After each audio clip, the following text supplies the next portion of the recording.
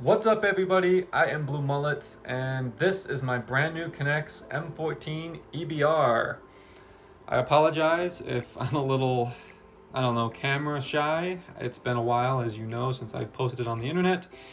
But this is my official return piece, kind of a statement piece. I am back to building NEX guns and we're going to be starting a new channel with this M14 EBR.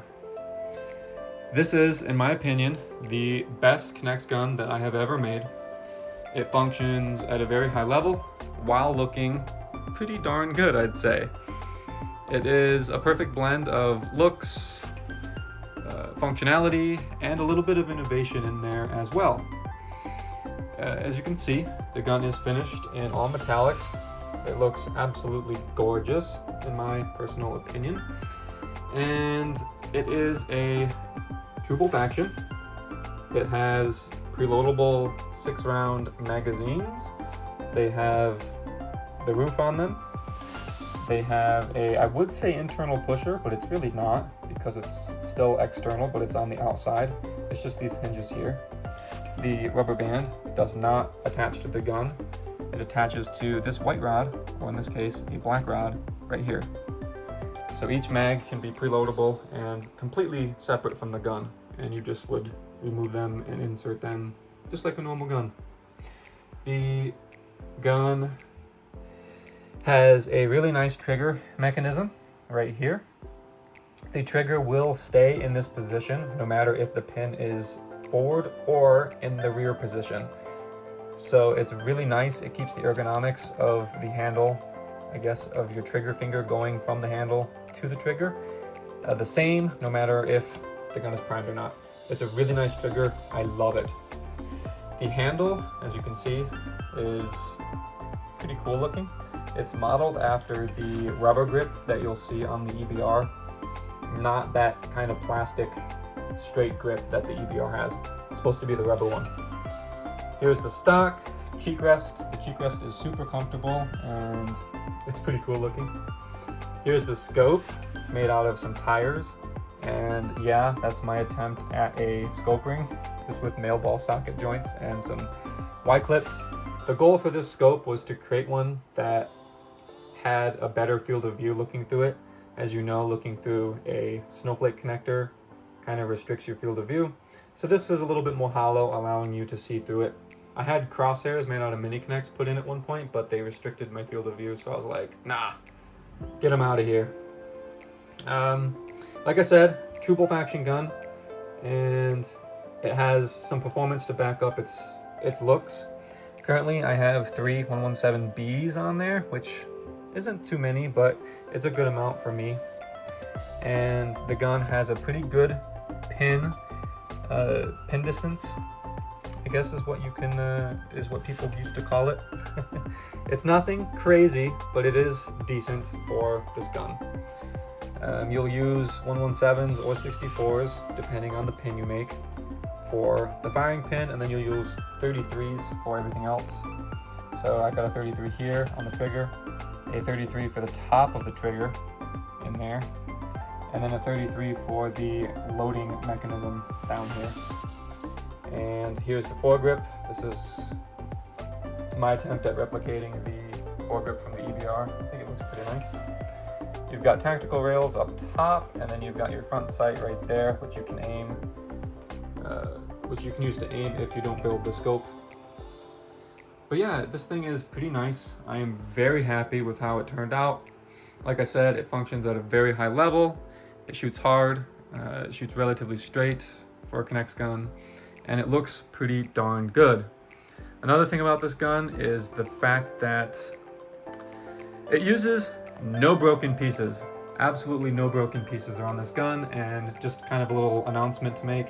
I am done using broken pieces. None of my NEX guns on this channel are going to use broken pieces ever. So that's going to be really cool, and I hope that more people will be able to build my stuff as a result of that. But yeah, I will go ahead, flip it around, and then I just want to get right on to some shooting and just really kind of show you what this gun can do. Man, this thing is just such a good looking gun. I cannot stop smiling at it. Here's the other side, like I mentioned before. Very clean. I love the way that the black NEX pieces blend everything together. Makes it look really nice. The other side of the magazines, they do use some miniature NEX pieces. Another interesting thing about the mags is you can see there's a rubber band on the side right here. And you might think, why is that rubber band on here? It does nothing. Well, it actually is helping to keep this white rod in place. So there are a lot of small little details on this gun that I would try to pay attention to in the instructions, because you don't want to miss a little detail like that, because believe it or not, that actually makes a big difference. Another really cool feature on the gun is actually its barrel. As you can see, there are orange connectors on the side, and they do go underneath the grip all the way back to here. There are orange connectors not only on the side, but obviously at the bottom and the top. What that does is it allows there to be very little friction inside the barrel, resulting in, well, better power. It's just a really cool kind of small detail that I wanted to make happen with this gun, and I'm very glad that I was able to pull it off. The barrel is actually very impressive, believe it or not. All right, this is the best setup that I could kind of come up with. Let me zoom in there on that fan downrange. Should make a pretty good sound when we hit it with this EBR. So let's go ahead and shoot this thing a little bit. Oh yeah.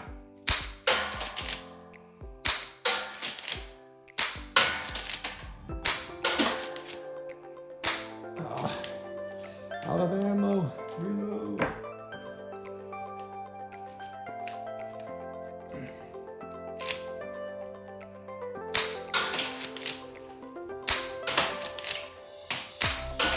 Oh, we got some ricochets. And that's it.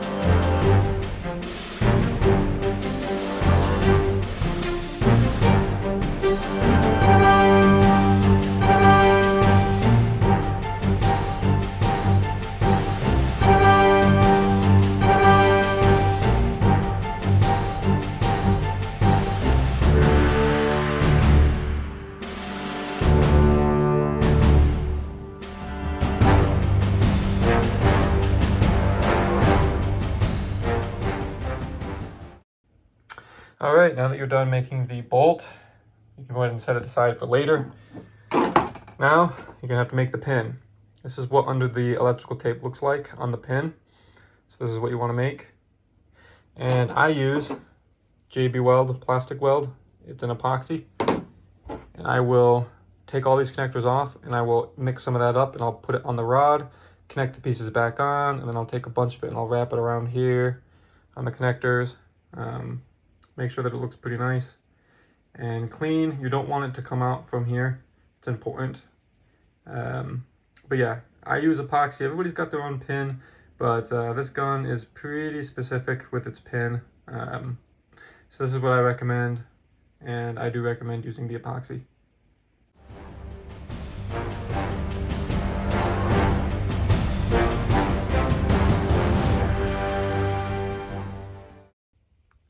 All right, installing the bolt is quite simple.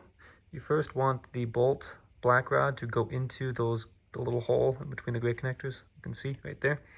And then at the same time, you need this double connector to slide onto this gray rod. You can do this by disconnecting the orange connector, excuse me, holding these two rods together. And then you can just slide her right on. Okay, this is what it looks like when you get it all on.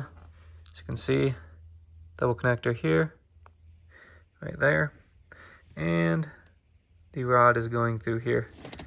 As you can see it working down here. You're going to want this gray connector to sit right here so it will slide nice and smooth, like that. Not too bad.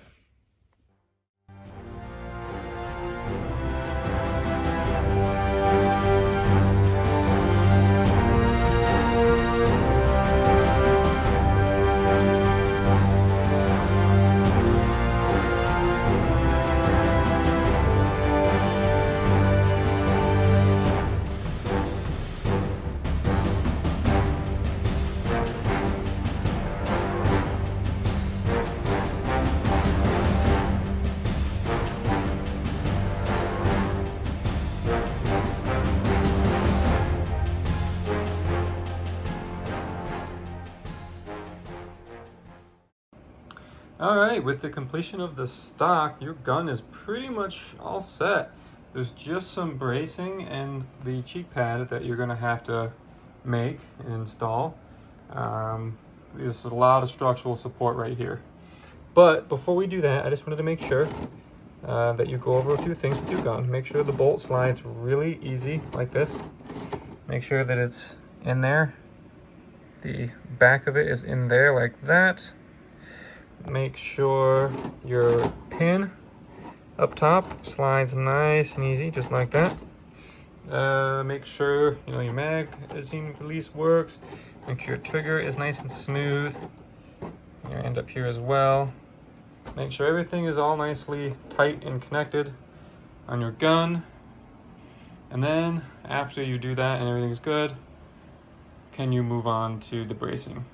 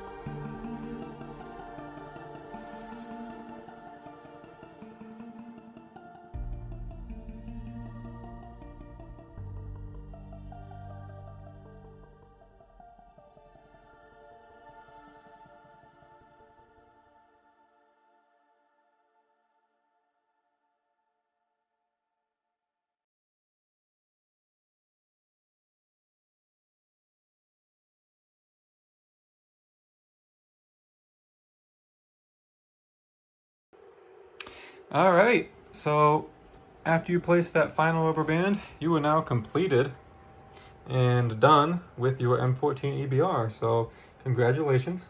I hope you really like the gun. With that being said, there is one more thing that I'd like to, a few more things actually, tell you about. First of all is what I like to call panel breaking. You need to really kind of break the panels in. As you can see with this pin, it's really, really tight. It's not loose at all. And that's due to the panels on this gun are really compressed. What you need to do to fix that, pull your pin all the way back, and actually, the bolt as well, stick your fingers up in here and actually pull. Literally take your two hands, put them both in, and pull apart on those shells. Really try to loosen up the internals of this gun. The pin should, when you pull the trigger and have the gun aiming down, just literally fly forward with, or I guess fall forward just with gravity.